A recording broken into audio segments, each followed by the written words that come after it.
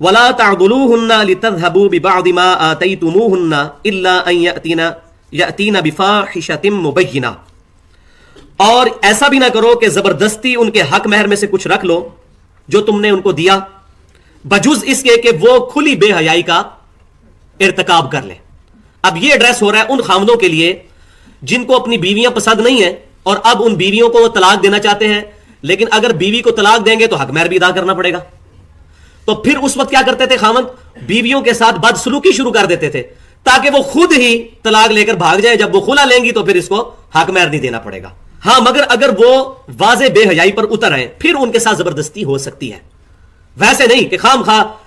سالن میں نمک زیادہ پڑ گیا تو اس کی بنیاد پہ لڑائی کی اور اس کو مارنا شروع کیا اور آئے دن جھگڑے کرنے شروع کیے تاکہ خود ہی تنگ آ کر طلاق لے کر چلی جائے اور مجھے وہ مہر نہ ادا کرنا پڑے۔ لیکن ایک صورت پہ ہو سکتا ہے کہ وہ کھلی بے حیائی پہ اتر آئے، مثال کے طور پر کسی کی بیوی بغیر پردے کے گھر سے باہر نکلتی ہے تو اس کو پوری کوشش کرنی چاہیے کہ اس معاملے میں وہ اس کے ساتھ زبردستی کرے، اخلاق کے ساتھ سمجھائے، پیار کے ساتھ سمجھائے، اور جب بالکل معاملہ جو ہے وہ ایکسٹریم پہ پہنچ جائے پھر زبردستی کرنے کی کوشش کرے۔ ادروائز ایسی بیوی کو ساتھ رکھنے کی ضرورت کیا ہے؟ لیکن پہلی کوشش اصلاح کی ہو۔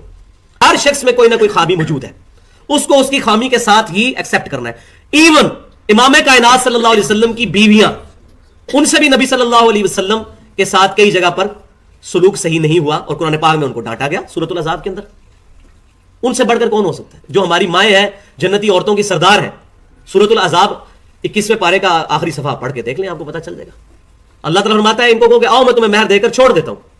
اور اگر تم اللہ اور اس کے رسول کی رضا اور آخرت کا گھر چاہتی ہو تو پھر میرے نبی صلی اللہ علیہ وسلم کے ساتھ اسی طریقے سے گزارا کرو۔ وَإِنْ أَرَدْتُمُ اسْتِبْدَالَ زَوْجٍ مَكَانَ زَوْجٍ، اور اگر تم یہ ارادہ کر لو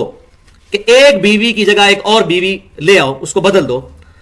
وَآتَيْتُمْ إِحْدَاهُنَّ قِنْطَارًا فَلَا تَأْخُذُوا مِنْهُ شَيْئًا،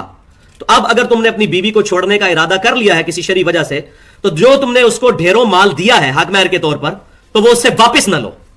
یہ کام نہیں کرنا۔